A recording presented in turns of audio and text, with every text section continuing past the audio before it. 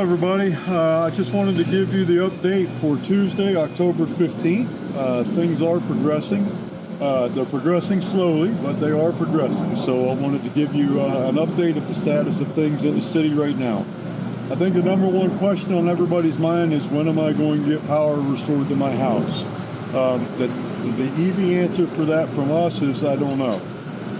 We still have significant portions of the city that are out of power. You're not in this alone, and nobody, I promise, is singling you or your neighborhood out. I'm without power. Most of the city council's without power. The city manager's home's without power, and I really don't know when TECO's going to be to each circuit. So as of 10:45 today, the outages have been reduced to under 100,000 in TECO's service area, which is significantly lower each day. It's dropping each day. So I really have no way, and our staff has no way to know when your address is going to get back up. I wish we did. I know it's inconvenient, it's uncomfortable, but it is going to get cooler. The weather's getting cooler, so that's helpful. The second thing I hear is on a lot of people's mind is the boil water advisory. And so we do have some progress on that, although not as much as I know you wish we did. So I told you the past 2 days we've done sampling. It's required by law to do a series of sampling before we're allowed to remove the precautionary notice. A few of those samples came back positive, which didn't really shock us because those were the areas where we had to turn the water off and repair pipes and turn it back on. So it was not surprising that we found some bacteria in some of those areas because we had to open the system.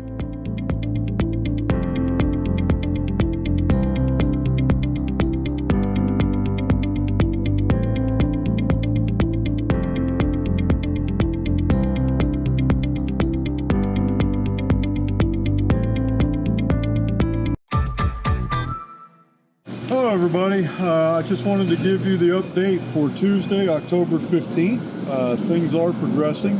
They're progressing slowly, but they are progressing. So I wanted to give you an update of the status of things in the city right now. I think the number one question on everybody's mind is, when am I going to get power restored to my house? The easy answer for that from us is, I don't know. We still have significant portions of the city that are out of power. You're not in this alone, and nobody, I promise, is singling you or your neighborhood out.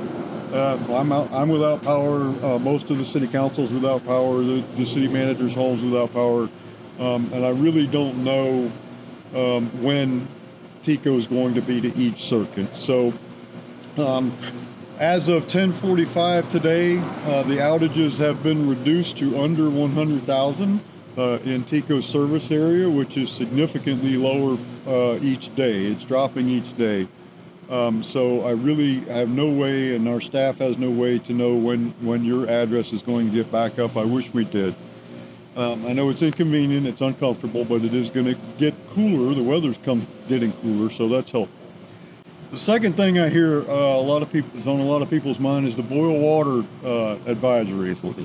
And so we do have some progress on that, although not as much as I know you wish we did. So I told you the past 2 days we've done sampling. It's required by law to do a series of sampling before we're allowed to remove the precautionary notice. A few of those samples came back positive, which didn't really shock us because those were the areas where we had to turn the water off and repair pipes and turn it back on. So it was not surprising that we found some bacteria in some of those areas because we had to open the system up, and sometimes a little dirt will get in there when you're making the repairs. So that's not a surprise. However, the good news is that these locations have now been kind of identified. And so we're working with the Department of Health right now to try to get permission to remove the boil water ban for the other areas of the city that came back clean, and just retain it in those isolated areas where we know we had to breach the system. So we cannot remove the boil water notice until the Department of Health gives us those permissions. We are in contact with them Today, right now, as I speak, our staff is talking to Florida Department of Health. We are hoping that we can get authorization to remove the boil water ban for the unaffected areas of the city. But again, we can't make that call without their permission. So hopefully we'll have some good news on that soon. The next area that still remains somewhat of a threat is the river level. The water is flowing very rapidly, as you know. As I've already discussed, the water coming in from Pasco County down Cypress Creek into Cowhouse Creek. That water is expected to crest or max out at 2 p.m. this afternoon. It is supposed to be no more than 3 to 6 inches above what it was yesterday at the Fowler Avenue gauge. So we are monitoring that.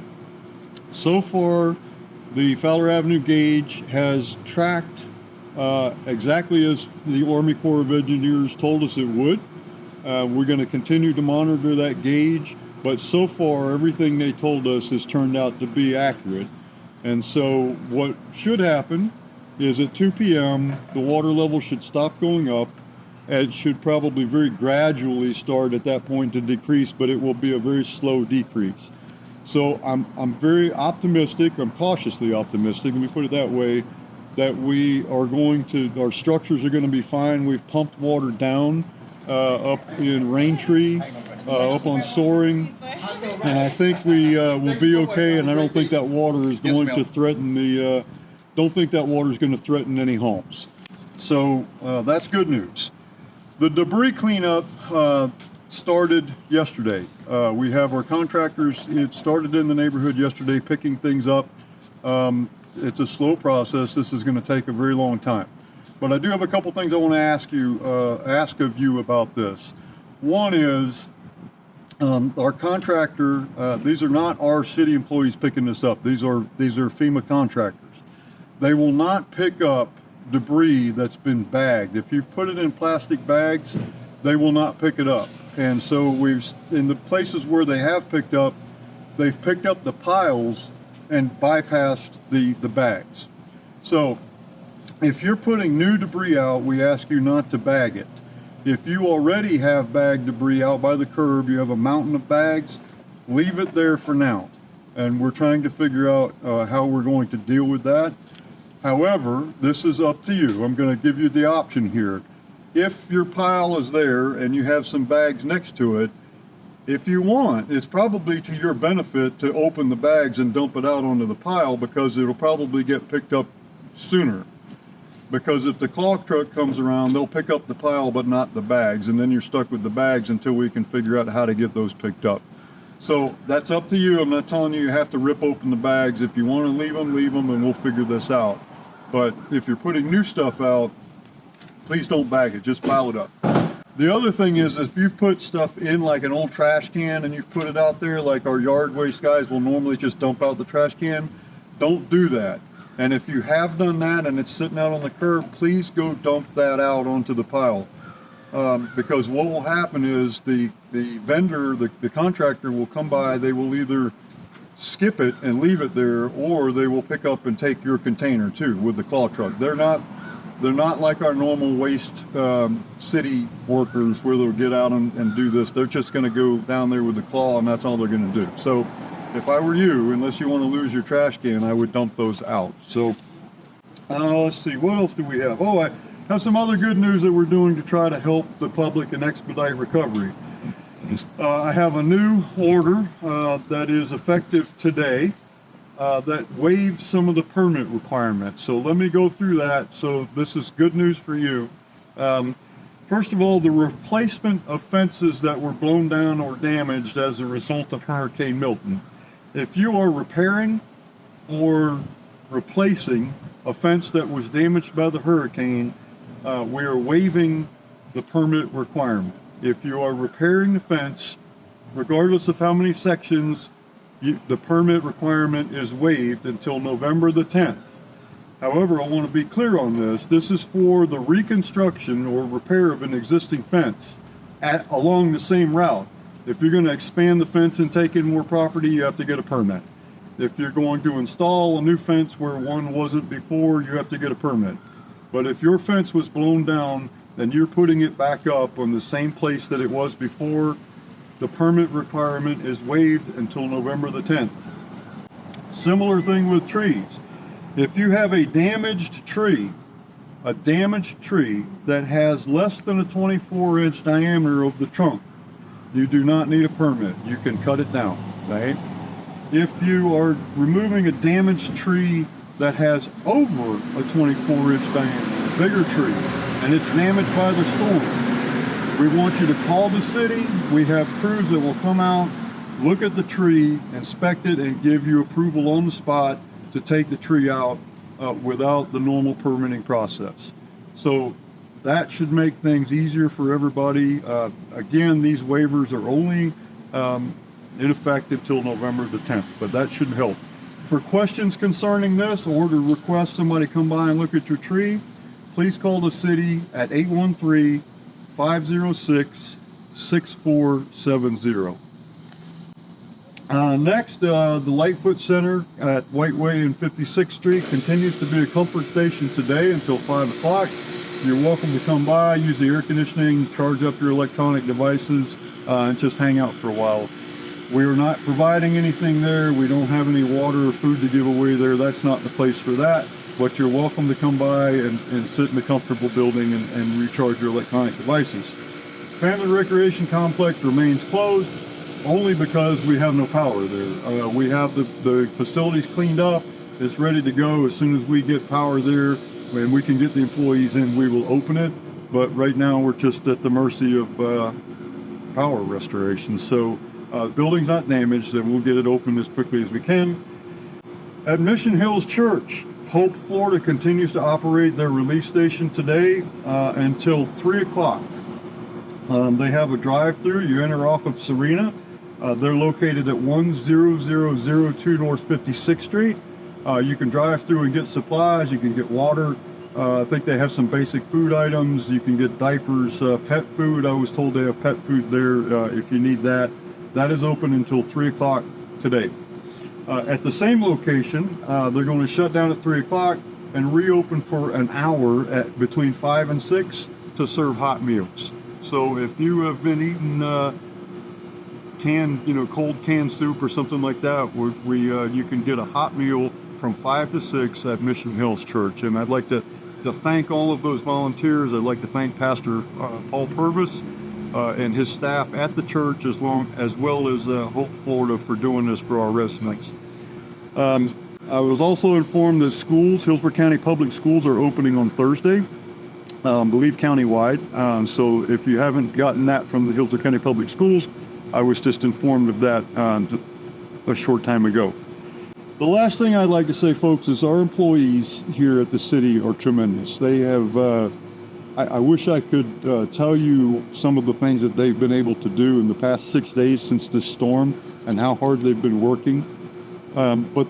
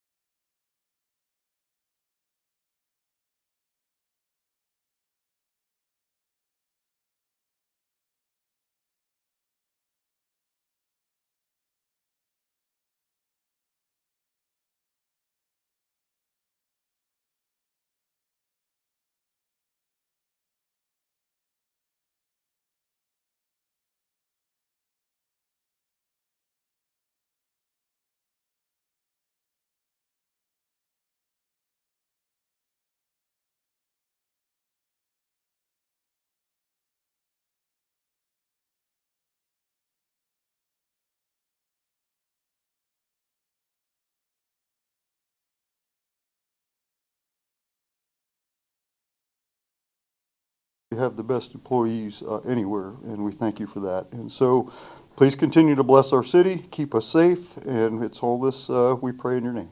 Amen. Amen. Pledge allegiance to the flag of the United States of America and to the republic for which it stands, one nation, under God, indivisible, with liberty and justice for all. Thank you, ladies and gentlemen. And I know it's a breach of protocol to be wearing a ball cap. I understand that. I'm indoors. I know that it's a breach of protocol, but I also know what I look like. So please bear with me. So I do have a couple quick announcements before we begin. These are things that are new updates. I'm not going to repeat the daily update. It's available on the website and social media, but this is brand new information that has just come in. And I think most people will be happy to hear this. And concerning the water boil protocol, we've been talking about for the past 6 days. I've been urging citizens to bear with us as we've been working with the Department of Health to try to lift that. I have some good news. We are going to be able to lift that. In fact, we have lifted it, except, and I mentioned this earlier today, we do have 4 neighborhoods where the water testing that we did came back positive for bacteria. This is not a shock to us because these are areas where we had to physically turn off the water, cut the pipe, put a new piece of pipe in, put clamps on it, and refill the hole. So all the homes downstream of those type of repairs are continue to be on a boil water notice. But the rest of the city, other than those 4 areas, can stop boiling water. We got the approval from the Department of Health to lift that.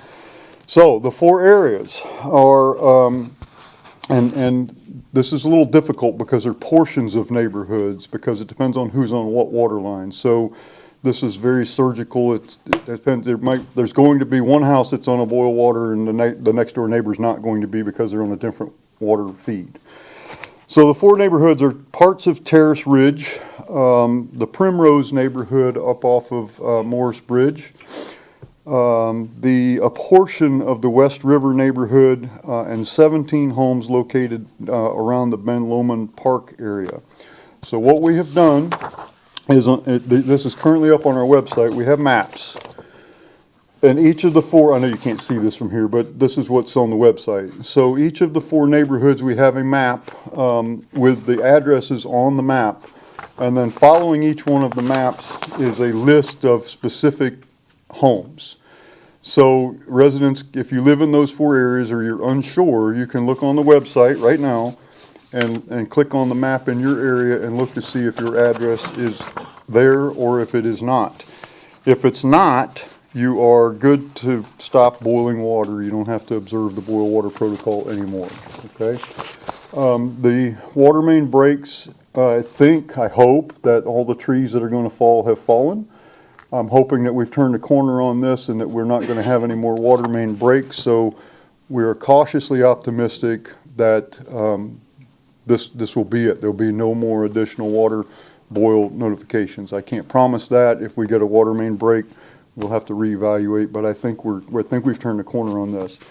If you have questions about this, if you're in one of the neighborhoods and you want to know how long it's going to be for your home, or what does this mean? What can I do with my water? Am I safe to give it to my dog? The answer to that is yes. But you can call a number for specific information on your home, and that number is 813-506-6570. That's 506-6570. Now keep in mind that after business hours, that number rolls to the water treatment plant. At the water treatment plant, there is 1 employee working overnight. So if that employee is in the other end of the water treatment plant doing something essential, you may have a little trouble. It's a 24-hour number, but there's 1 person there. So keep that in mind. And I think real quickly, our city manager's got some other recent news that has come in. Thank you, Mr. Mayor, members of council. Good afternoon. So the power has been coming on progressively throughout the city over the last few days. So some of our facilities that were closed are now open for operation. So I want to update the community. So the Lightfoot Recreational Center, which has been serving as our comfort station, will actually return to normal operations tomorrow as a senior center. We will keep one of the rooms in the facility available for a small comfort station, at least tomorrow. The Family Recreational Complex on Whiteway came onto TECO Power just late this afternoon. So it will be open tomorrow from 8 a.m. to 9 p.m. So the starting hours are a little different, 8 a.m. to 9 p.m. Use of the pool will be delayed because now that we have power, we have to run through a complete treatment cycle. That takes several hours. But by the end of the week, we should have everything back in order. City Hall will be business as usual. I want to also update the community on a couple of permit questions that we are getting. Typically in the city of Terrace, if you are doing fence work or if you're doing tree work, you need to pull a permit. I have waived the fence permit requirement, so if you are repairing or replacing a pre-existing fence, you don't need a permit. So just take care of that work at your own schedule as soon as you can. That waiver will apply through November 10th. If you are thinking about putting in a brand new fence that never existed before, then you still have to pull a permit. We are also waiving the tree permit requirement. So trees, if you have trees that are still in the ground that are 24 inches wide at chest height, their trunk, 24 inches wide or less, you are not required to get a permit. So we're waiving that permit requirement. So if you need to prune that tree because one of the limbs is completely lopped off or hanging, or the tree itself took a lot of damage and needs to be removed, if it's 24 inches wide at chest height or less, you can do that without permit. If the tree is 24 inches wide or more at chest height, you don't necessarily need a permit, but you need to call the city, and I'll give you the number. It's 813-506-6470. Let me repeat that, 813-506-6470. You need to call to request an inspection. We'll have the city arborist or designee go out, take a look at the tree to assess the condition of the tree to determine how much of that tree needs to be taken down, if any of it needs to be taken down. And once that clearance is given, then you are, as a homeowner, are free to go ahead and take care of that tree. So those are the updates that I have. And if we learn more, I will share that with the community through our social media platforms and the website. Thank you, Mr. Bia. Okay, our next item of business is a recognition. We're starting out on a positive note now here with our Employee of the Month for the month of September is Michelle Wilkinson. Michelle, would you please approach the podium? Good evening. So, Michelle Wilkinson is an integral member of the City of Temple Terrace Leisure Services. She's been here for 19 years and has served in various positions over that time span. She currently is a Recreation Leader 2 at the Omar K. Lightfoot Senior Center. So if you've been to Lightfoot, you always see Michelle there. These are just a couple of examples of things that Michelle has done to earn this distinguished award, and I will tell you that to get recognized as an Employee of the Month in that department is quite a feat because we've got a whole department full of superstars. So this is really an accomplishment. So just a few things. Michelle helped to conceptualize, promote, and execute the first ever Lightfoot Senior Olympic Games, which are a vital part for our seniors at the Lightfoot Center. She also is an integral part of the Senior Expo, which is an annual event that takes place at Lightfoot that touches the lives of many seniors and their families.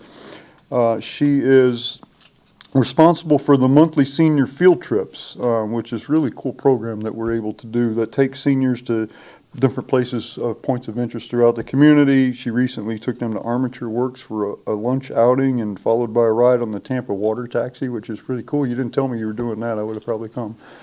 So, keep in mind, folks, these are oftentimes people that don't get to go anywhere. So this is life-changing stuff for people. She also takes, she's a lead in providing a critical service of driving our seniors to doctor's appointments and pharmacies to pick up their medications. She takes them to grocery stores if they're transportation challenged and need to go get food and supplies. She coordinates that. She also plans the routes to maximize the effectiveness of those trips and minimize wasted time and gasoline and that kind of thing. She's personally involved in the lives of these seniors. They love her. They're family to her. To them, they're family. And so all of these things, and there's much, much more, but we have a long agenda, so I'm not going to be able to brag on you all that I could. But Michelle, I want to thank you for everything you do and your staff. You don't know the difference that you're making in the lives of our seniors, so thank you. Thanks. Michelle, whoa. Wait, you're not done yet. Would you like to say a few words? I'm really bad up here. I'm really, yeah. I can talk to you on the phone like you're my best friend and like you're my grandma, but being in front of That's everything fine. and everyone is just not usually my We thing. would like to give you a certificate, though. Hate to have one of you guys give it. You look better in the picture. You're good.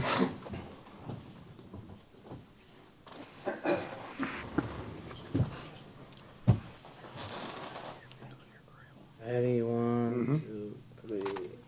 One more. Thank you.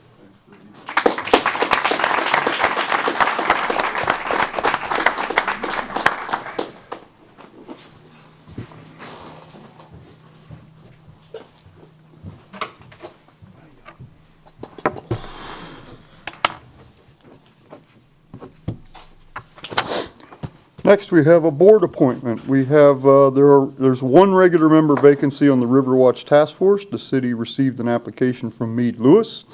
Mr. Lewis's term has expired and he's interested in being reappointed. Mr. Lewis is here. I don't know if you'd like to say a few words. If you would, you're welcome. Good evening. You doing okay? Is your home okay? No.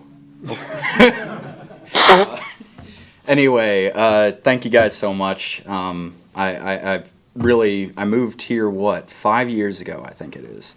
And I've just fallen in love with Temple Terrace, and I love volunteering any way that I can. Whether that's making stupid little apps to help facilitate trick-or-treating in town or, volunteering on this Riverwatch committee. Thank you guys so much for supporting my efforts. Being chairman of the committee has the Riverwatch Task Force has allowed for me to really help guide volunteer efforts, help broaden our scope and our mission so that we can help keep this place beautiful, green, and keep our water, as incredible as it is, even if this week we had too much of it. Thank you guys so much. Thank you, Mr. Lewis. Is there a motion to approve the appointment of Meade Lewis as a regular member to the Riverwatch Task Force?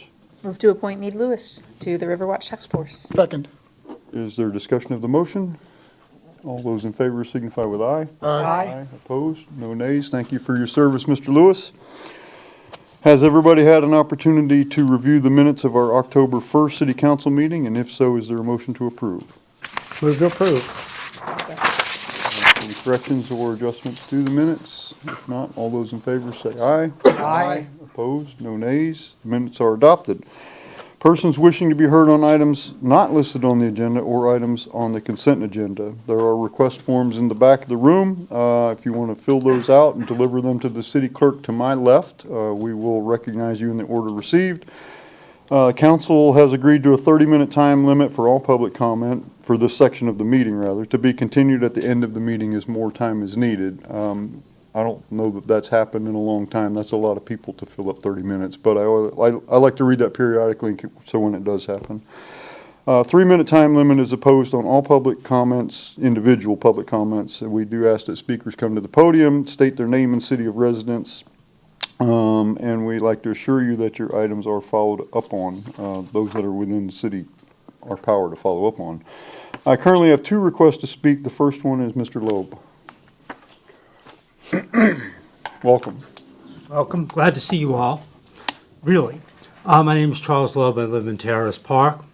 And I want to talk, first thing I want to do is compliment, like the mayor did, compliment the people, especially at the Mission Hills Church, for the leadership they've shown in the community. And I also wanted to mention the fact that of all the people that have come from out of town from a long distance to come and try to help us around here. So I think it's important that they're recognized publicly. I did want to talk on my general theme on TECO and Hurricane Milton. I was rereading the articles about the public hearing up at Tallahassee that he was talking about for the energy increase that they proposed. And I was thinking to myself, if he considers this the level of service that we should get, he ought to be giving us the payments rather than we giving him the payments for power. And that's just being honest. By comparison, Duke had a plan for by Friday to restore power, and a lot of people already who had Duke's power restored. When I was living in Miami, I of course got FBL served, and they did sort of a triage style. Triage meaning that they fixed the easiest people first, and then they took care of everyone else, the harder ones individually. But the point being, it seems like Tico was clueless. Tico, in my opinion, was negligent in two regards. First of all, not to have more underground wiring. And secondly, why did it take him, if the problem was so big, why did it take him so long to Monday to start getting all these trucks on the road in order to get things started to restore people's power? Now, from my point of view, I'm hoping that once this is all over, that maybe people will use less power, hopefully significantly less power, because they'll be used to not having power. In other words, so they'll be much more energy conscious and hopefully help preserve the environment. But of all the things that really seem to scare me the most about this, really, is the fact that despite there was not really very much structural damage, or along in our area anyway, and all that, that people of the government were just, that so many people were shut down for so long. When we educate young people, we have to teach them to learn things, that there's going to be times that they're going to be without power. There's going to be times, matter of fact, the first power plant was actually in 1881 and went through wind power. And for centuries, people have been able to do things without power. And young people have to learn this because there's going to be times when they're not going to have power to have it do it, and they have to have a thing that's really functioning in the future. Thank you all, and good evening. Thank you, Mr. Loeb. Michelle Whitmire. Hi, good evening. My name is Michelle Whitmire, and I live at 407 Deer Park Avenue, which is part of what we affectionately call the Bonnie Bray neighborhood, which runs from Druid Hills to Mission Hills in our assessment, from Inverness to 56. And the reason why I'm coming here today is I've been walking the neighborhood since all of this has been going on, and like a lot of the areas in Temple Terrace, we have many, many trees down. We have many, many power lines down, and we have many, many trees entangled with power lines and on roofs. And this is basically where I've been walking since the hurricane. We've been without power. The majority of the neighborhood has been without power since the hurricane. My block is a little bit unusual because Tico always manages to cut our power because they've never been properly cleaning the line. So we get power off a little bit early. We went off about 8:30. So just trying to get the scope of things. And this afternoon I decided, this is probably a really good time to go find a stump grinder. I have a stump in the backyard that needs to be addressed. So I drove around parts of Temple Terrace that I haven't had the opportunity to drive. I walked it the first time, and I know that there's been huge live oaks down everywhere, other places with lots and lots of power lines down, and again, on homes. I've talked with Mayor Andy about this personally. But the thing that really, really, really upset me, and the reason why I'm here tonight, is when I was driving around in the north side of Temple Terrace, what I noticed is that the golf course is open for business when I live in a neighborhood that is majority without power. I love our golf course. I've been a member of our golf course. I'm happy that I'm able to walk the golf course. I understand it's not full service, but it is coming across as a neighborhood that frequently loses power, not even in a hurricane, we lost it for 4 days, but in other situations that we are always constantly having to not go through power, and then you turn around, all of the trees are being cleared on Bannockburn, and there's very few even sounds of power saws coming from our neighborhood this morning. And I'm looking for this. I'm seeing what's going on. I'm seeing what's happening in terms of the improvement. So I'm asking of two things. One, we have to understand that there are neighborhoods in our city that, frankly, the perception is get treated a little bit different from the other neighborhoods.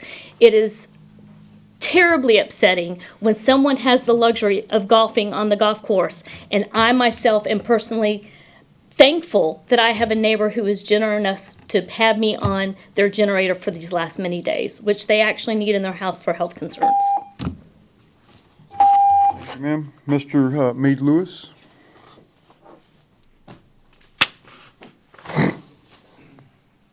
Hello again. You have 3 minutes before you're allowed to be sick of me. So first of all, I want to thank all of you all. You were heroes. This could have been so much worse. The emergency services were very active. We didn't have to worry about safety threats. And that's really honorable. And Andy, thank you so much for your daily updates. I run a company. That's tough. That's tough. So sorry if I get emotional. I mentioned that my house is not okay earlier. What ended up happening was a tree fell through my lanai, destroyed my pool, caused a bunch of damage. My neighbor, I'm going to admit names, obviously. My neighbor decided they wanted the stump of the tree off their property immediately, hired somebody to cut said tree. This person was unlicensed, uninsured, and actually had a substantial criminal record. They cut the tree, it catapulted, did about $370,000 worth of damage to my house.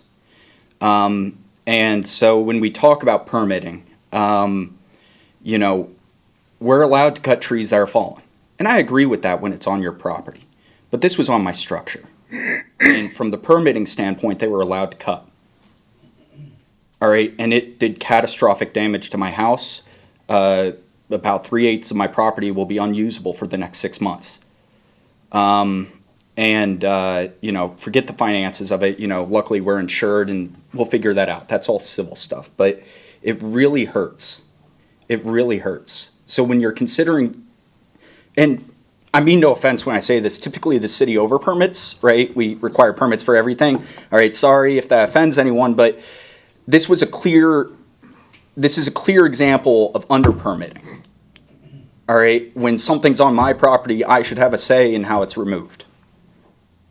And so that's about it. Thank you, Mr. Lewis. We're very sorry to hear about your home and what you're going through. Are there other members of the public who wish to comment during this period? Anybody at all? Okay, so to the three of you, I want to first of all thank you for coming here tonight. I know it's a very frustrating period, and we're very sorry to hear about what happened to you, Mr. Lewis. So normally this is not a part for give and take in the meeting, but I do think under these circumstances it's appropriate just to state some facts that just so everybody's aware of what's going on. So there was a remark, and I'm not defending TECO, but there was a remark about why did it take TECO so long to stage resources. Well, that's not accurate. TECO had the largest staging of linemen in TECO history prior to Hurricane Milton striking. They had over 6,000 linemen from all over the country and Canada here in Hillsborough County on the ground before the hurricane hit. So TECO was not asleep at the wheel. They called people back from North Carolina, they called people back from other parts of Florida, and they put out a national request for mutual aid all throughout North America, including crews from Canada. So largest power outage in TECO history and the largest mobilization of resources in TECO history. It's taken time. If they meet their projections, they will be 7 days and they'll have everybody in Hillsborough County restored. But they started out with over 1 million people, accounts without power. Accounts, not people. That's a lot more people, but over 1 million accounts. I'm not trying to make you not frustrated with TECO. There's only one person on this dais that has electricity at their home right now. So we're in the same boat. We understand. In terms of, we were spared structural damage. We were not spared structural damage. We were spared the loss of human life, but we have lots of structural damage. There are lots and lots of people in this city whose homes were destroyed, impacted. There's people sitting on this dais whose homes were destroyed and impacted that are here at this meeting tonight.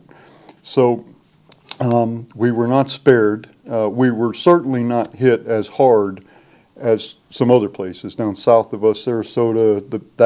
They were hit much harder than us. Up in, believe it or not, up in Dade City and Zephyr Hills and St. Leo, San Antonio, they were hit harder, not in terms of wind damage, but in terms of post-storm flooding. So we are not, by far, we're not the worst, but we were not spared either. We have plenty of our folks, our residents in Temple Terrace, whose homes are possibly destroyed or flooded or damaged. So the golf course, thank you for bringing that up. So the golf course, unless they got power back today, they're still without power. I haven't checked. No. They got power? This afternoon. They got power this afternoon. Okay. What? I said it seems that they were prioritized. Okay, well, this is not a back and forth. I'm just putting out facts, okay? I was in touch with the golf course. We've been in touch with them all along. Until today, they were without power too. We don't control whether they golf on their course or not. I will tell you that they haven't had their facility open because they've had no power, unless that's changed this afternoon. They did get the debris pushed out to the curb. And so if you are a Temple Terrace resident member of the course, they call and say, we're going to let them play. I mean, if we don't have any golf carts to rent them. We don't have any food to serve. The bar's closed. The restaurant's closed. But if they want to take their own golf cart or walk and golf, we're going to let them. So I understand the optics of people out there golfing while everybody else is, but I mean, we didn't have any, I mean, that's their decision to make. So the debris pickup, the allegation, we get this every time there's a storm, that we're prioritizing certain areas of the city. And I will tell you that I have been joined at the hip with the city manager and the public works director since, I don't know, 3 or 4 days before the storm. I don't think we've spent more than 20 minutes apart. The golf course area there's no part of this city that's being prioritized over other parts of this city. I know it feels that way if you live in an area. I could say the same thing about my neighborhood. I mean, I realize that if your neighborhood hasn't seen power, my whole neighborhood's out. And you haven't seen debris pick up, you feel like you're singled out. But I assure you that that's not the case. We gridded out the city and we started debris pickup at one corner of the city, and we're working systematically through 4 grids, 4 zones in the city. There are some of the FEMA contract trucks that are big. They're tandem trucks. They're trucks with huge trailers behind them. So it's like, I don't know how long they are, but they're long.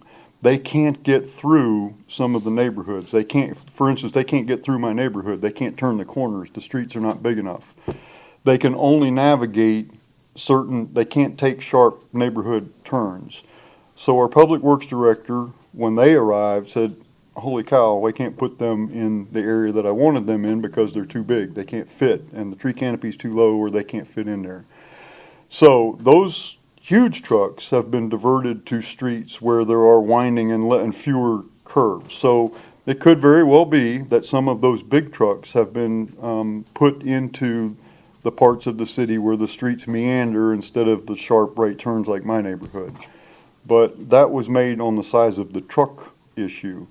The golf course community, the center of the city, is not the first zone to be cleaned. Right? That is not the fact. The trucks, we started picking up debris yesterday, and they started in the north part of the city. They did not start in the golf course community. So today there were some trucks in the golf course community, but only the big ones that can't navigate the turns. So just a few facts, and I know if you're without electricity and your neighbors are without electricity and your debris is piled up, it feels like you are, and then you drive down the road and you go, well, how come they have power and somebody's picking up their debris? It's not a perfect science here, folks. I mean, we're decimated, we're doing the best we can, and some of these decisions are difficult to make, but I assure you we will get through this. I just encourage patience. It's going to take some time. And as this goes on, I know people are frustrated. Every day that goes on, they get more and more frustrated. When we get power restored, it helps, because then they have air conditioning, they have, the boil water thing was a pain. So that, every day, the situation's getting a little better. But, so anyhow, I don't want to belabor the point. We have a long agenda, but I did want to respond to some of those things. Anything to add, Carlos? Okay. All right, ladies and gentlemen, has everybody reviewed the consent agenda? And if so, is there a motion to approve? Move to approve. Second. Motion and second. All those in favor signify with aye. Aye. Aye, opposed, no nays. The consent agenda is adopted. Next is a resolution amending the final site plan for property located at 8633 North 56th Street, and our city planner Malik Hall was here to explain. I believe Malik, yes he is. Good evening, Malik. Good evening, everyone. Can we get the presentation for 24-01 up? Thank you.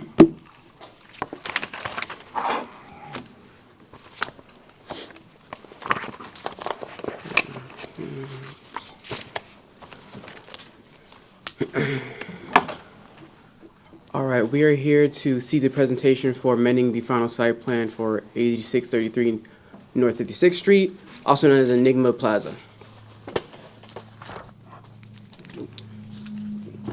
Turn it on. The subject property has an acreage of 2.44 acres. It's zoned commercial general and has a future land use of downtown mixed use 35. It's also located in the downtown overlay district known as the DOD. It's at the intersection of Chicago Ave and North 56th Street. To the north of the property is a multi-tenant retail property. To the south is a city-owned vacant commercial. To the east is city-owned outfall pond, and then the west, commercial uses.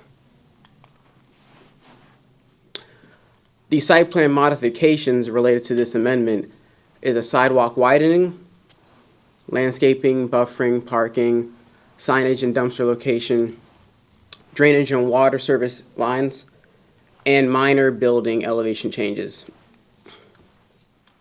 The DRC supports approval with a few simple conditions. The version of the plan submitted September 12th is the final site plan for the project.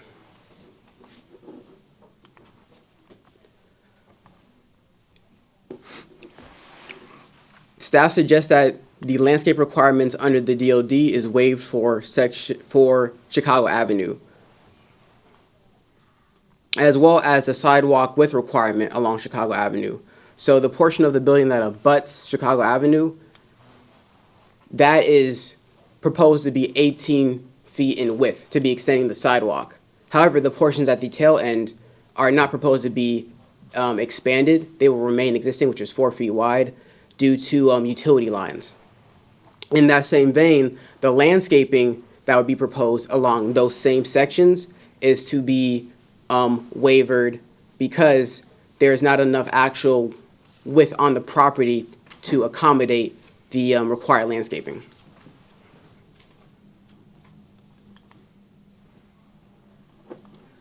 The permitted uses will meet the standards of both Division 5 and subsection B of 12-234. The restaurants, if restaurants are to be in the tenant spaces, will be regulated by section 12-301. A complete sign package must be provided upon time of building permitting, and the elevations are bound by the ones submitted February 1st, 2024. Section 12-380 will dictate the expiration for the site plan. And then where standards are not mentioned or strayed from in the final site plan, the standard code sections will apply. So if approved at this reading, because this is just a site plan review application in a commercially zoned property, it only needs one reading. So once it is approved, or if it's approved tonight, then it will proceed to building permits.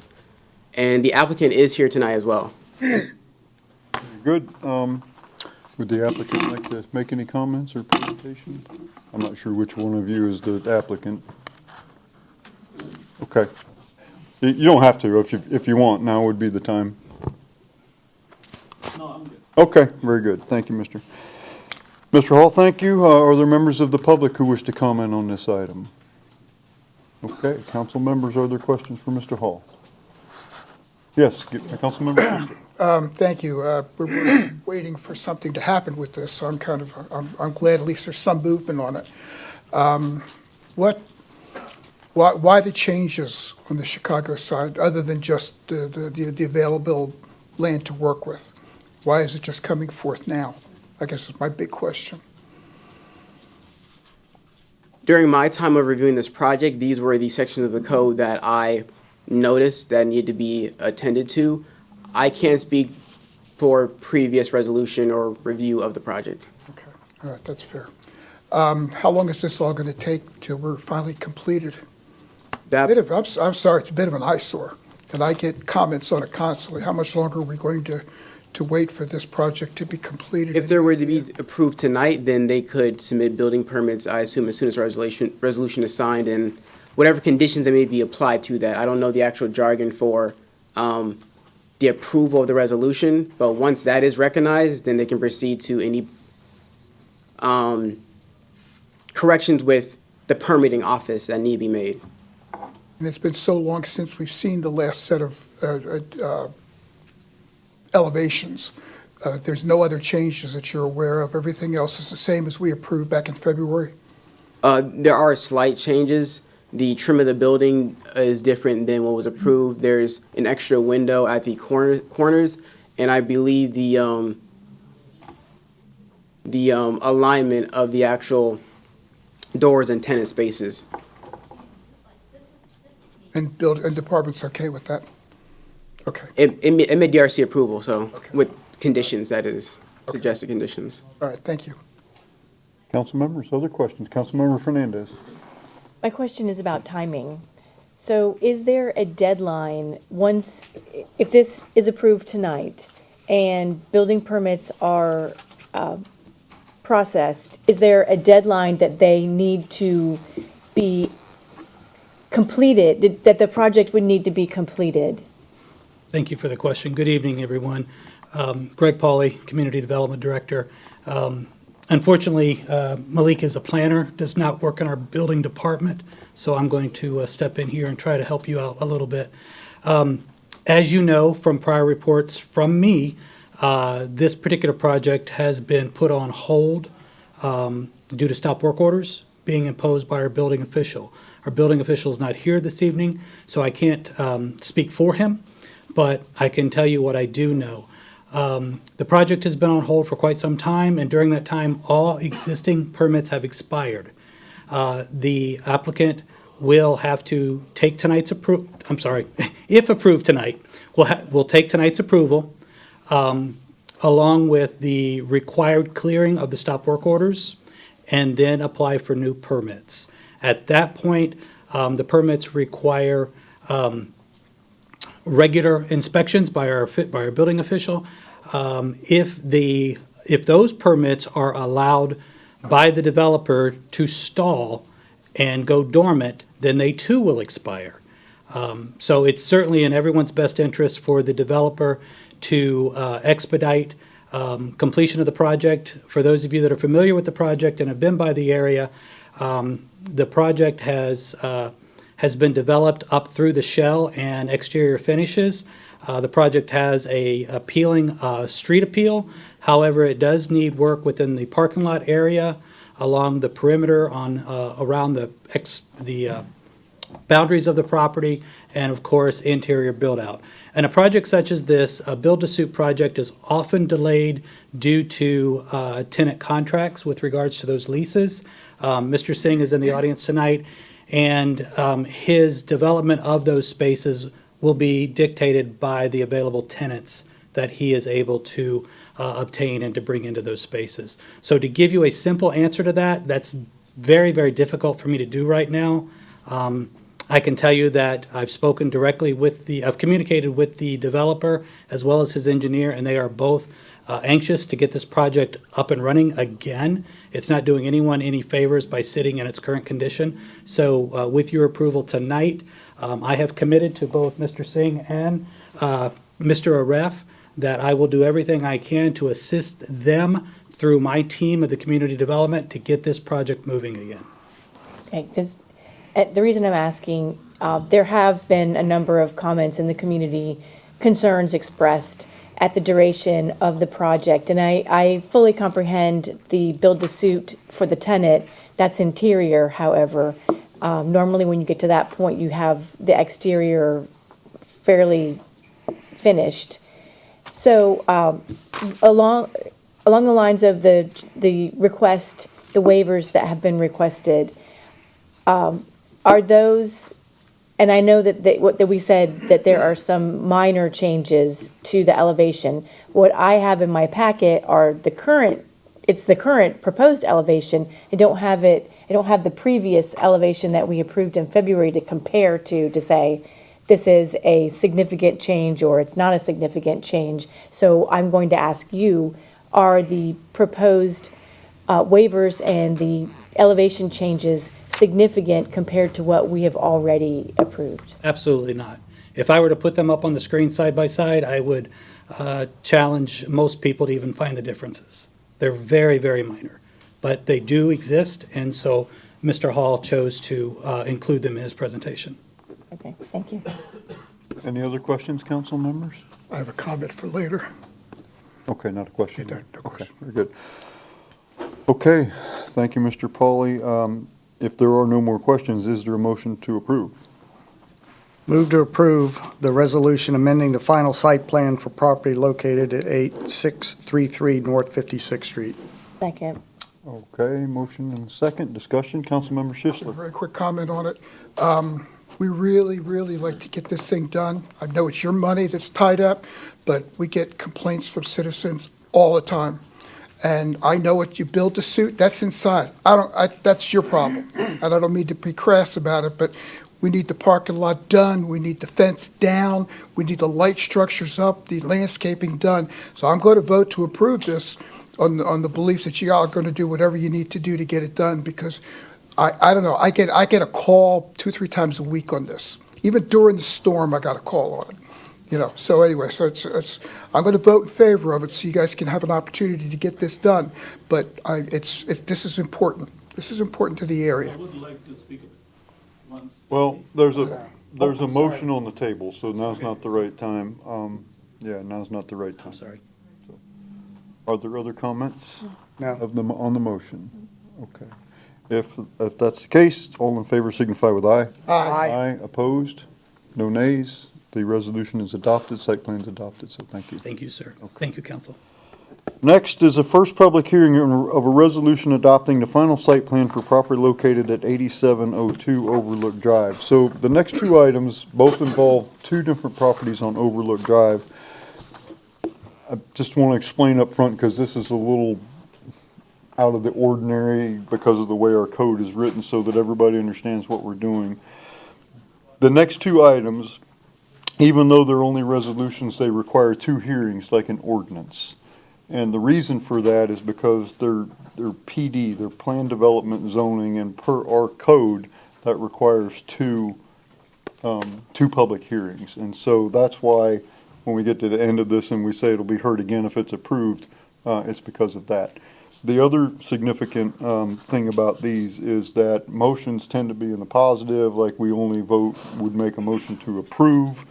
We would not make a motion to disapprove. If there was a motion to approve and the motion died, it would just be default to disapproval. But on this particular type of action, if the council wishes to disapprove it, it has to take affirmative action to disapprove it. So that applies to the next two items. Does that make sense? Okay, very good. So I'll open the public hearing, and our planner, Malik Hall, is here to explain. Welcome back, Mr. Hall. Thank you for having me. So we were hearing a final site plan review for 8702 Overlook Drive, also known as Overlook 2. The property is located at the intersection of Grove Hill Road and Overlook Drive. Its acreage is 0.404 acres, zoned planned development and has a future land use of downtown mixed use 35. The surrounding properties are single-family residences to the north, south, and west, and multifamily to the east. The property to the east is Overlook 1, their first project. So,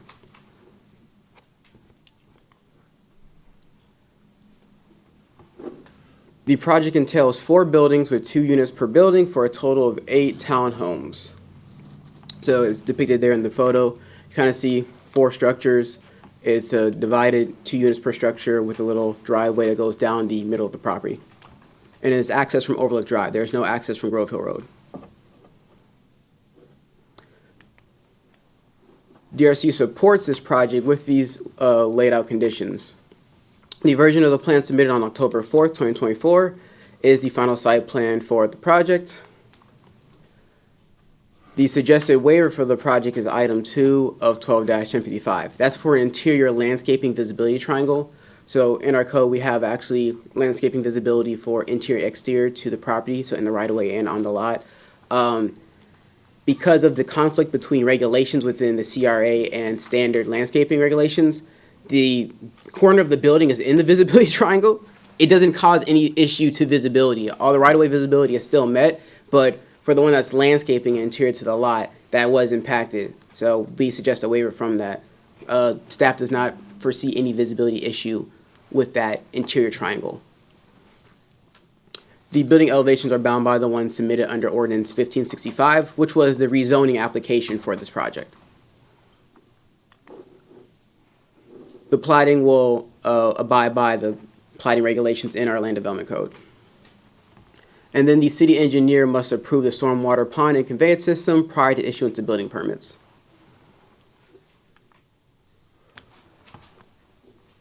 Same with the Enigma project. These last 2 conditions is section 12-380 will dictate the site plan expiration, and where codes are not strayed from or mentioned in this application, the standard LDC will apply.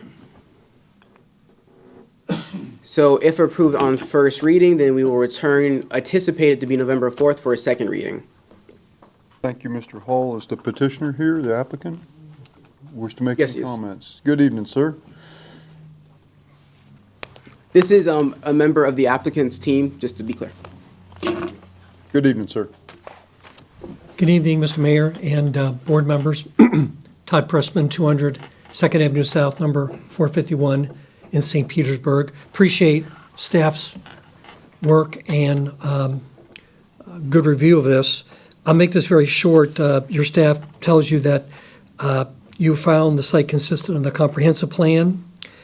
Planning Commission has also supported and approved the request as it's come through the cycles. They found that it is consistent with your land development code and support this request tonight. I won't go very deeply into this, but there are quite a number of policies in your comprehensive plan that call specifically policy 1.2.6 about a greater variety of housing types, occupancy standards, and compatibility of these type of uses.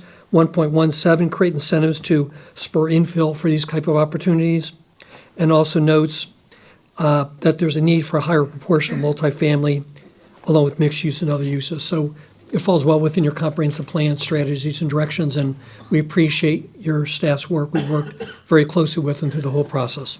Happy to answer any questions you might have. Thank you. Thank you very much, sir. Are there members of the public who wish to comment on this item? If not, council member questions for staff or the petitioner? Yes, council member Fernandez. Well, it's for staff, and it's really just to have the information so that somebody watching this understands that, because they might say, this has already come before council, and council already approved it. But our previous actions on this property were to approve the zoning, not necessarily the actual project, correct?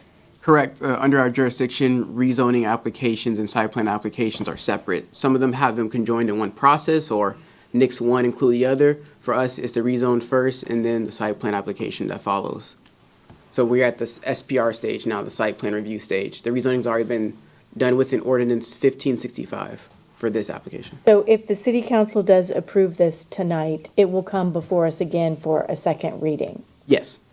If it does go through the process, what would be the next step for this project? Would they then be able to get building permits? Yes, if approved on second reading, then they can move on to the building permitting process. Okay, thank you. Good. Other questions, council members? Wait, excuse me. Yes. I just wanted to say, if someone's going to make a motion to approve, please make the motion to approve subject to the conditions of approval presented by staff. So include the conditions of approval in your motion. If you're going to make a motion to deny, you need to include reasons for the denial. Thank you, Ms. Shoshone. If there are no more questions, I'll close the public hearing and ask the clerk to read the title of the ordinance. A resolution of the City of Temple Terrace, Florida, approving site plan review application 24-06 for .404 acres of real property within the downtown community redevelopment area, located approximately 1,140 feet south of the intersection of Overlook Drive and Bush Boulevard, with an address of 8702 Overlook Drive, folio numbers 201-600-0000, to allow for a new multifamily residential development in a planned development zoning district, providing an effective date. Good. Thank you, Madam Clerk. Is there a motion? Move to approve on first reading, resolution adopting a final site plan for property located at 8702 Overlook Drive, subject to the conditions of approval by the DRC, by staff. We have a motion and a second. Easy for you to say, huh? All right, don't let's do it again. Is there discussion of the motion? Seeing none, all those in favor signify with aye. Aye. Aye. Opposed? No nays. Resolution is adopted on first reading and will appear for second public hearing on Monday, November the 4th. Catch that, everybody. It's Monday, November the 4th. Who seconded that? I did. Okay. Yes. Thank you. Monday, November the 4th, not a Tuesday. It's because it's the election day, so our council meeting will be on Monday. Okay. Thank you, everybody. Next, we have a first public hearing of a resolution adopting the final site plan for property located at 8727 Overlook Drive, and everything that we just did applies to this one as well. And I'll open the public hearing, and Mr. Hall is going to explain. Good evening. It's definitely going to feel like deja vu for this one. So we're here for the final site plan review for 8727 Overlook Drive, also known as Overlook 3. Overlook 3 is located towards the interior of Overlook Drive, so just north of Overlook 1 and 2. The acreage is about half an acre, a little bit over. The property is zoned planned development, and its future land use designation is downtown mixed use 35. The surrounding properties include single-family residences to the south and west, and then there's a cemetery to the east, and then the north vacant area is actually part of the cemetery's parcel. So that's why I phrase it as cemetery to the north and east, but there's no actual grave site to the north of the property. It's just all one parcel.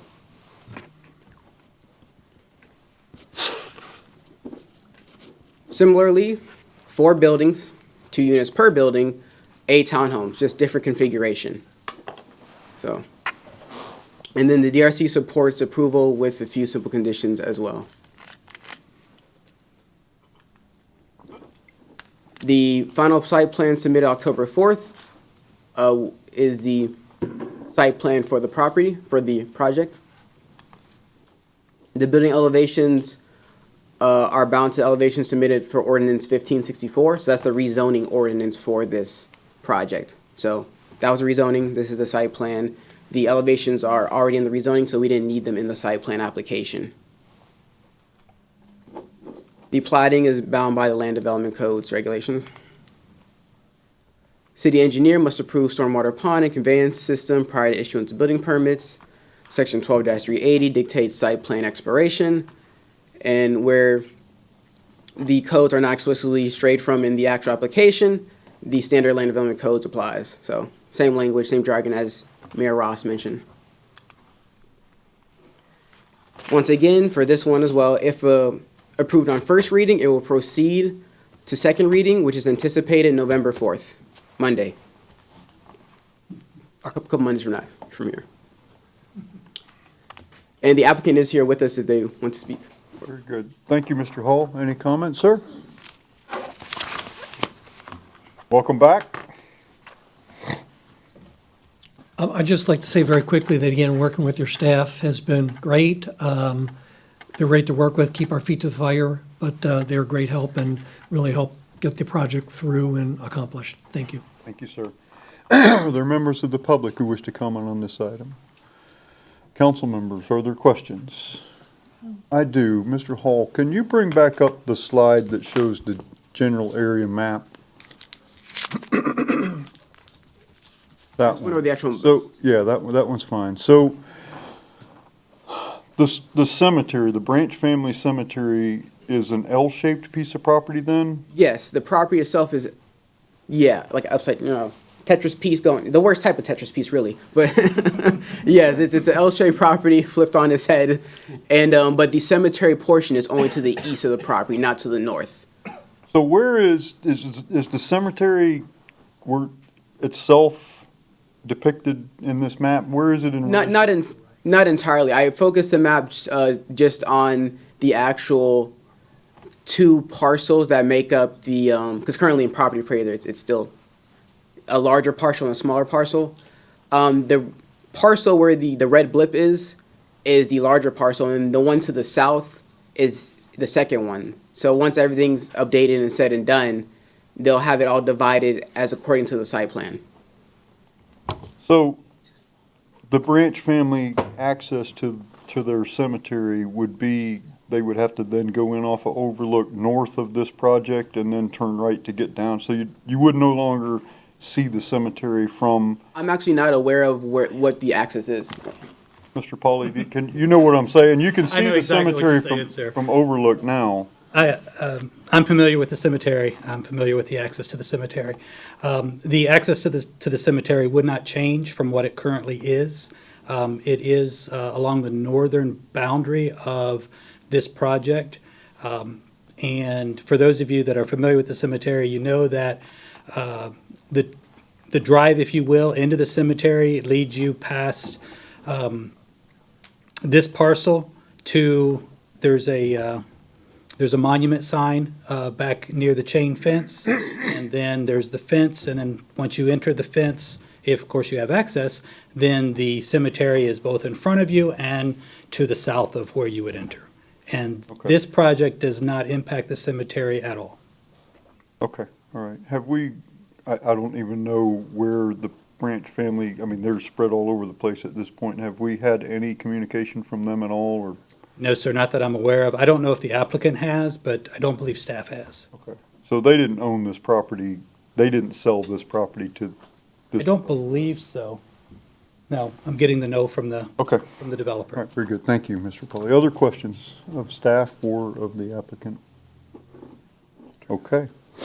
If there are no more questions, I'll close the public hearing and ask the clerk to read the title of the resolution. A resolution of the City of Temple Terrace, Florida, approving site plan review application 24-07 for .545 acres of real property within the downtown community redevelopment area, located approximately 540 feet south of the intersection of Overlook Drive and Bush Boulevard, with an address of 8727 Overlook Drive, folio numbers 201-594-0000 and 2-1593-0000, to allow for a single-family residential townhome development in a planned development zoning district, providing an effective date.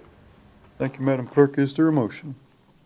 Move to approve on first reading resolution adopting a final site plan for property located at 8727 Overlook Drive, pending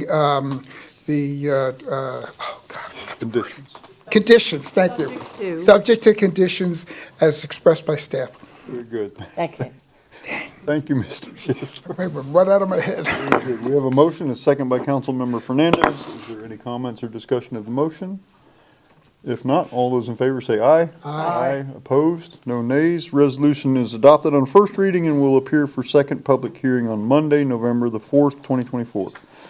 Next item is a resolution approving the third amendment to the sale and purchase agreement between the City of Temple Terrace and the City of Temple Terrace and Terrace Real Estate Holdings, LLC. Community Development Director Greg Pauly is here to explain. Good evening. Good evening once again, and no, we didn't plan it this way. It just kind of worked out this way. Quick background on this item. In October of 2022, the city entered into an agreement to sell the property located at 10851 Rawlison Ranch Road to Terrace Real Estate Holdings LLC.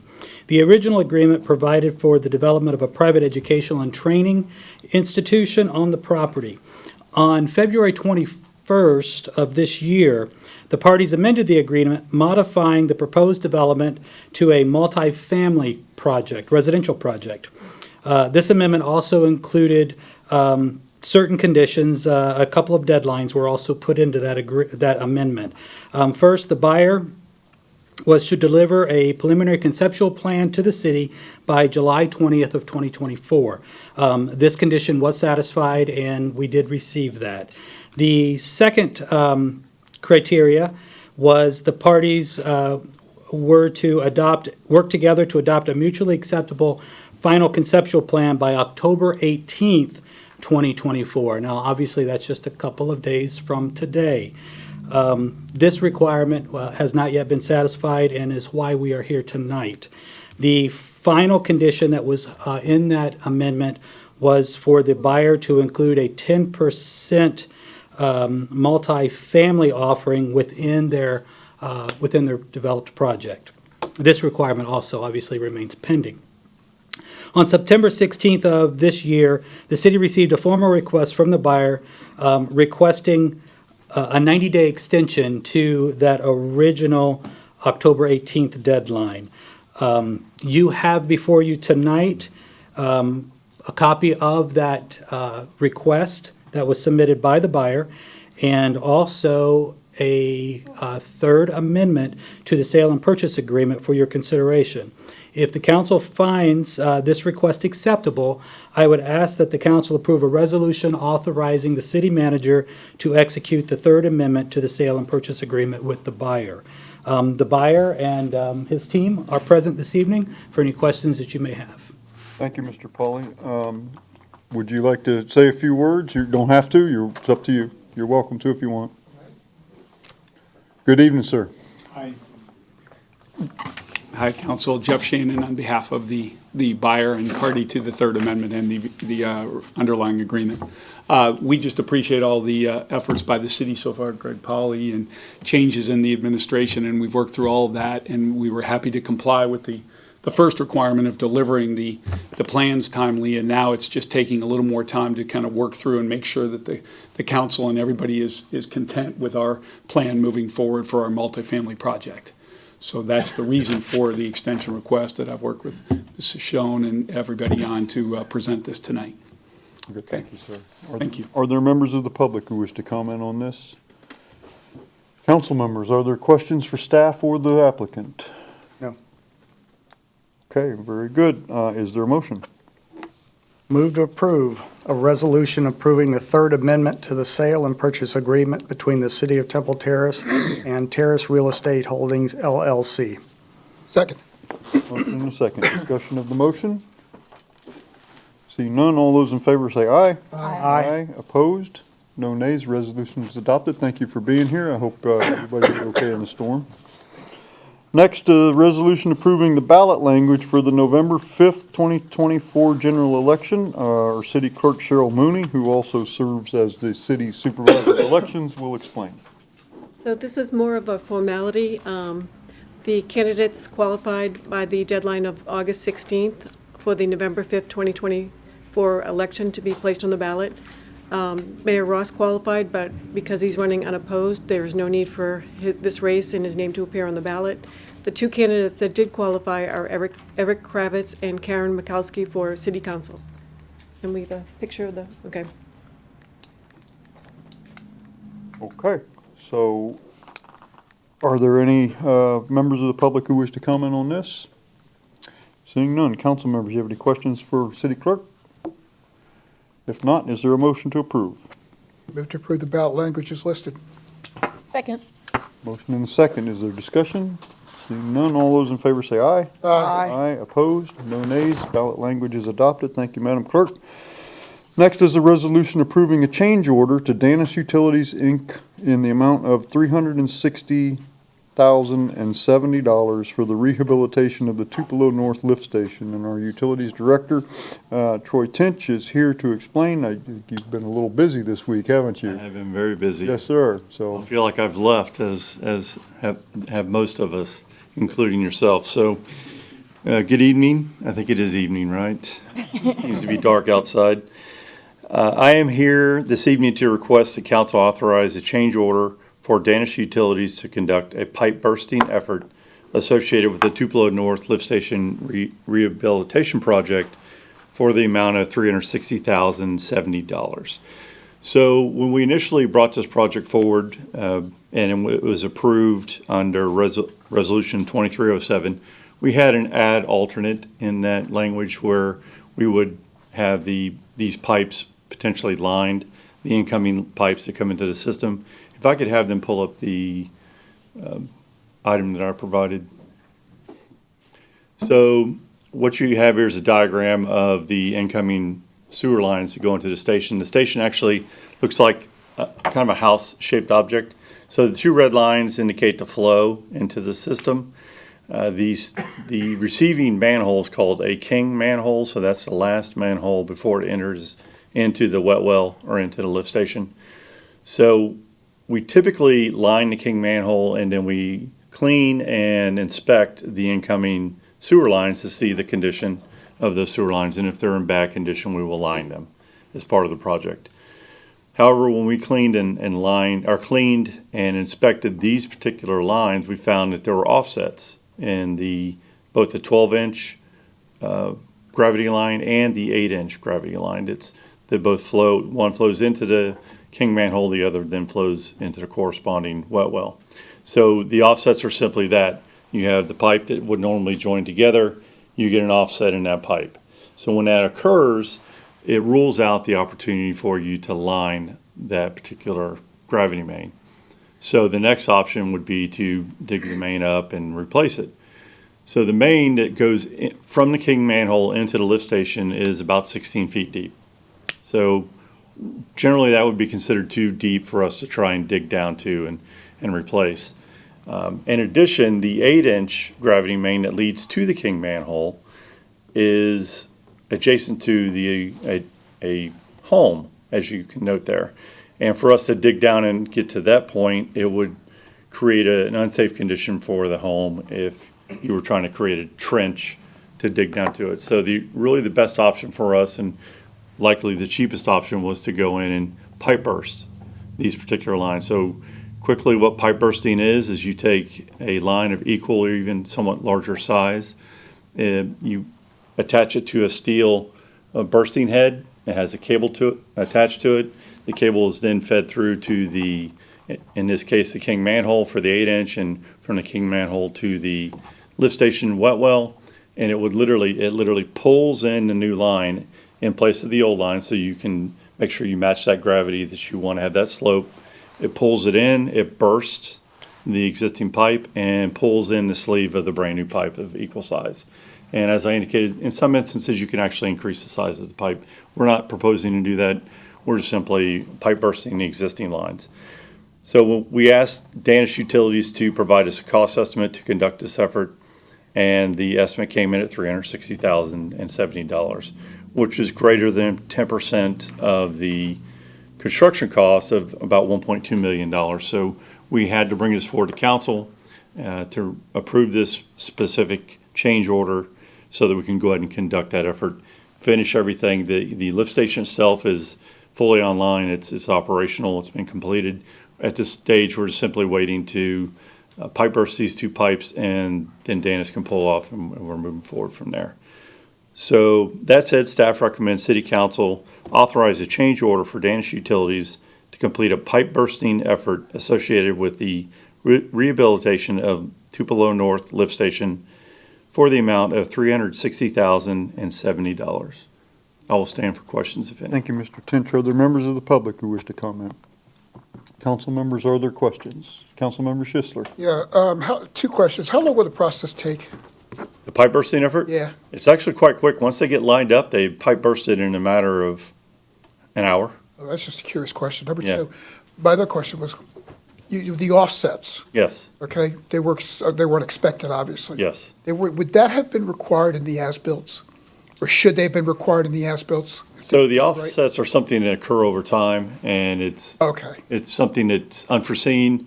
A lot of times you'll have a small leak. Generally, it's associated with a leak in the pipe that just manifests itself over time, and the soil falls out from around the pipe and causes it to sag. So it's not an issue, it's not an No, issue? no, Okay, all right, no, good. not a Okay, leak. that was my questions. Absolutely. Other questions? Yes, Councilmember Fernandez.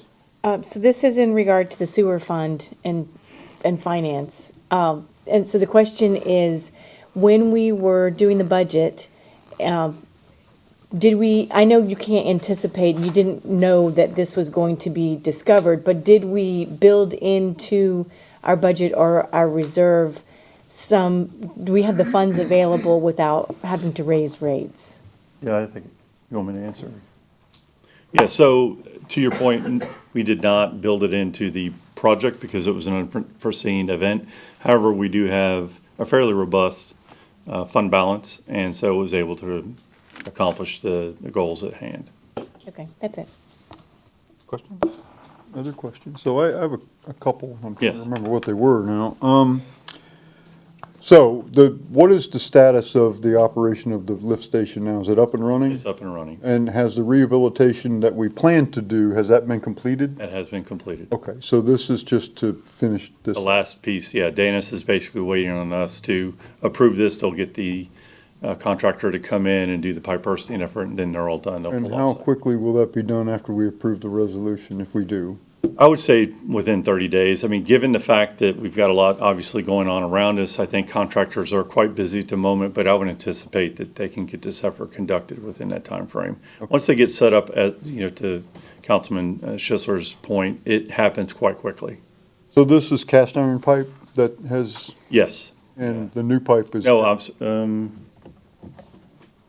That's all right. yeah, it's either cast or it could be vitrified clay pipe. It would be one of the two. What's the new pipe? The new pipe will be HDPE, high density polyethylene pipe. Okay, so which doesn't have joints at all except where Right, it joins at the ends? Right. Okay. It'd be very good. fused. Thank It you. will all be fused together. Okay. Okay, if there are no more questions, is there a motion? Move to approve. Second. We have a motion and a second. Is there discussion of the motion? Okay, if not, all those in favor say aye. Aye. Opposed? No nays? Thank you, Troy. Thank you. Council business, is there carryover council business from previous meetings? Okay, new business, board reports. I have something. Yes, Councilmember Fernandez. And I don't necessarily have to have any kind of answer right now, but I just wanted to bring this up for consideration. So one is for anybody that wanted to have some kind of contact with Tampa Electric, if they have a concern, because it was brought up to us earlier that somebody has a concern with interacting with a contractor for Tampa Electric, what would they do to get those concerns to an actual person at Tampa Electric? That's one. And then my bigger question is, with being a tree city, we have a lot of trees, and people are very happy with their trees, and they're very unhappy when Tampa Electric butchers the trees to trim them around the power lines. Because I do think that there's not a lot of care taken to make sure that the result of the trim still has a nice tree, but at the same time, we know that we've lost a lot of power lines due to the trees and tree branches falling on them. So I guess my question is, should we do some kind of tree to power line analysis and look at our vulnerabilities in the off season, the off storm season, and perhaps let those people with trees that, and I know there might not be a good replacement location, but people who have trees that are in precarious locations in relation to power lines, give them the opportunity to actually take those trees down and then provide a replacement tree in a better location on their property out of our tree fund. And that's why I'm not expecting any kind of answer, but maybe this is something we should be thinking about, because undergrounding utilities, while people do think that's the best way to go, it's actually, it has its own problems, and people, even in this storm system, who have underground utilities have lost their power. So it's not necessarily a guarantee, and it is a very expensive process. Because also, and I also want us to think about, and this is obviously not something maybe that the city would do, but in conjunction with Tampa Electric, we also have power lines in people's backyards still, because it's, some of these houses have been here a long time. And when something happens to that power line, it's very difficult for the power company to then go in and, gain access and make the repairs, and that can delay people having their power restored down the wire. So I think maybe this is something we can look at to see how we could possibly reorganize and mitigate before we have a storm situation.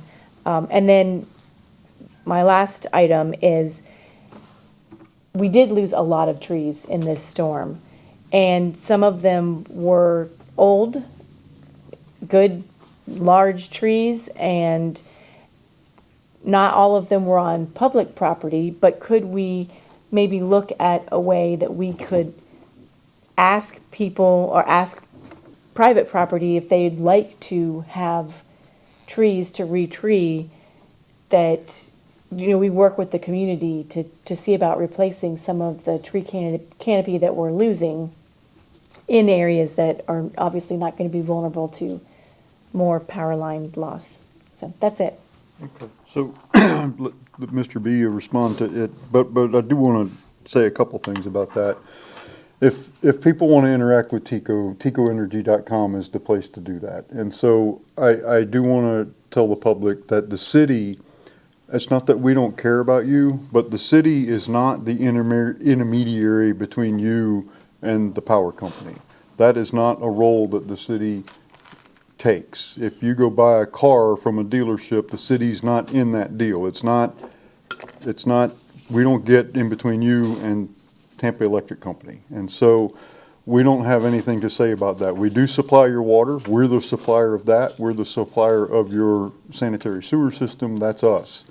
But the energy company in this part of the state is TECO. And so if you have issues with TECO, you should contact TECO, not us, because we're not going to take your complaint and then call TECO and work.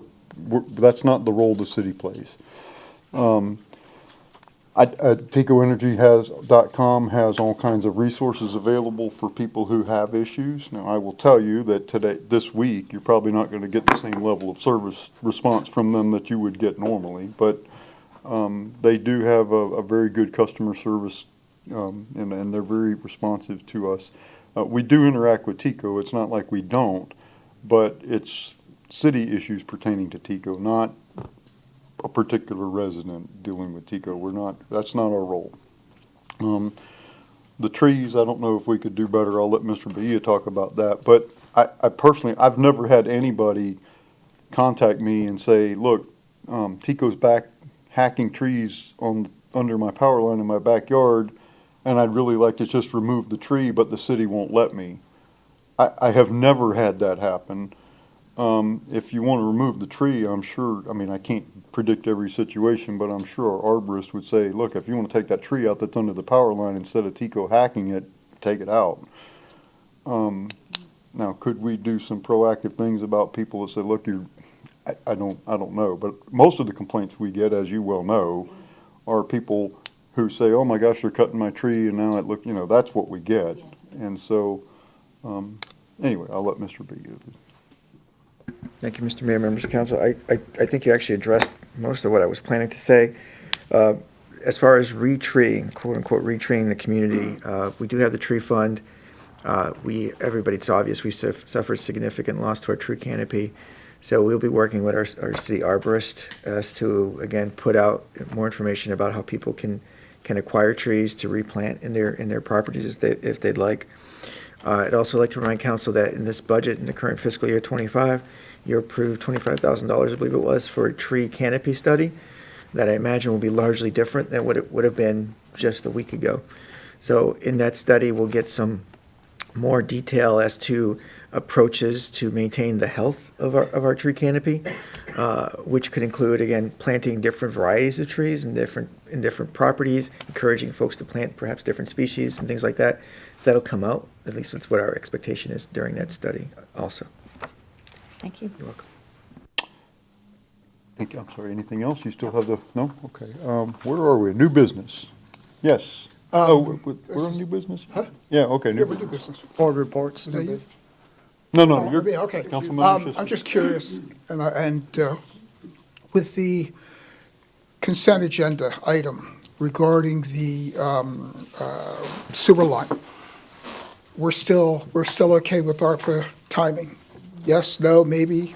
Yes, so thank you for the question. So in fact, just wanted to put it out there for the public in case they didn't look at the backup. At the last council meeting, council approved the ARPA stormwater project for Breger and Bannockburn.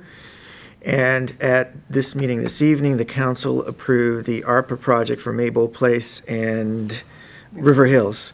That stormwater project. So Mr. Warrenfelds will be leading the charge on those projects.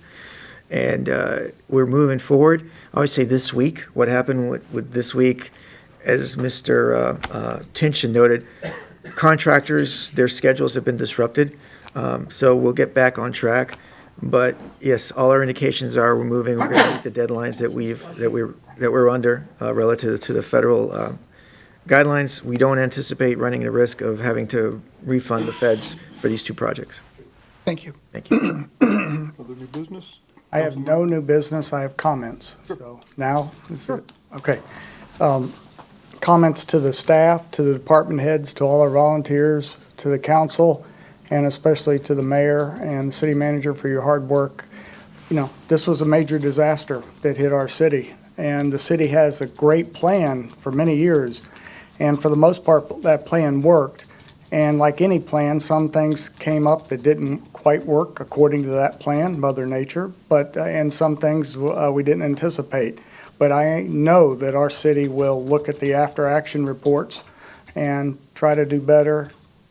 God forbid we have another Category 3 hit us. But I want to thank you. I watched the mayor personally do a lot of work this whole time. Thank you, Mayor Ross, city manager, department heads, being out there way longer than your work days, and the staff. What's impressed me about the staff, whether it's leisure services, fire, police, parks, talking to all of them in the middle of this, days after when they've been working this whole time, their morale was extremely high throughout the whole place, and that was great to see. And that's because of the leadership of the directors and the city manager and the mayor and this council. So thank you, everybody. I just had to say that. Thank you very much. Other new business? Okay. City manager's report. Where do you start? So I thank you, Councilmember Chambers and the rest of the council for your kind words this evening. It has been a very challenging, I think almost 3 weeks at this point. We rolled out of Helene into Milton. The community itself, the residents, are under a lot of stress. A lot of us are residents ourselves in this community, so we understand what folks are going through. You alluded to it. We have an outstanding team. Doesn't matter, frontline staff all the way to the top. Everybody worked harder than I've ever seen them work. People were out 2 a.m. in chest-high water trying to fix water main breaks, cutting trees. We had people cutting trees as soon as they could possibly get on the streets. They were out clearing roads and cutting trees, and they did not stop. In fact, Mr. Warrenfelds, who's a department director, you'll see him covered in sawdust and wood chips half the time. He's probably still shaking him out of his shirt tonight because he's out there with the crews. And Mr. Tinch, I'm sure he has my number on block now because I've been calling him over the last 3 days straight about, the boil water and what we're doing there and trying to pressurize our system. It was truly a challenge. And if you can imagine, we lost water pressure to the entire city at 3 a.m. on Thursday morning. And when that happened, it was a shock. And I'm sure our first reaction was, oh my God. But these folks, within 30 seconds of that initial reaction, they were on top of it and they were taking care of that. The residents also, we want to thank the residents. They have been wonderful to our team. Wherever I've gone to talk, people are like, hey, thank you for what the city's doing. They're bringing out water bottles to cool us off, lunches. They've supplied, food for the EOC and whatnot. So they couldn't have been more hospitable to our staff. So I'm very proud of our organization, and I want to thank them and thank the council. That's all I have. Thank you, Mr. B. I do want to there's a lot of people to recognize here, but I do want to, again, recognize Dale and Daniel McClellan. For those of you who know them, they own M&B Products, which is the milk packing plant out near the Amazon warehouse on Harney Road. We came critically close to running out of diesel fuel for our backup generators at our 36 facilities that it takes to operate the water system. We were less than a quarter of a tank at the water treatment plant on Whiteway, and if that tank had run out, we would have lost water for about 35,000 people. So I called Dale McClellan and said, Dale, I know you have big, are you on energy? Are you on power? And he goes, we are now. And I said, well, how much diesel do you have left? And he said, a lot. And so I said, well, we'd like to, if we can figure out how to get that, can we buy some diesel from you? We were having trouble finding it because everybody in the state was looking for diesel at the time. And so Daniel McClellan jumped into action and delivered, helped us. We bought diesel from M&B. We haven't paid them yet, but we're gonna. And Daniel's filling up tanks in the back of his trucks and running them over here 100 gallons, 200 gallons at a time. We were hanging on by our fingernails, and we're able to get enough diesel in these generators to make it through the night. Literally, we made it through the night. So I can't thank Dale and Daniel enough for that. So the fact that you had water, yeah, I know you had to boil some of it if you wanted to drink it, but you wouldn't have had any water had it not been for Dale and Daniel McClellan. So thank them. City Attorney's report. I have nothing. Very good. And Pam, I do want to say that we all know what you're going through with 2 homes that were damaged. And so, and yet you are here tonight for the council meeting. Not only does I'd rather be here than there. not only does Mrs. Schoen not have water or electricity, she doesn't even have a livable home. So, thank you for being here. We do recognize that, so thank you. Anything else? Guys, I'm not even going to try to talk to you. You know. All right, we'll be adjourned.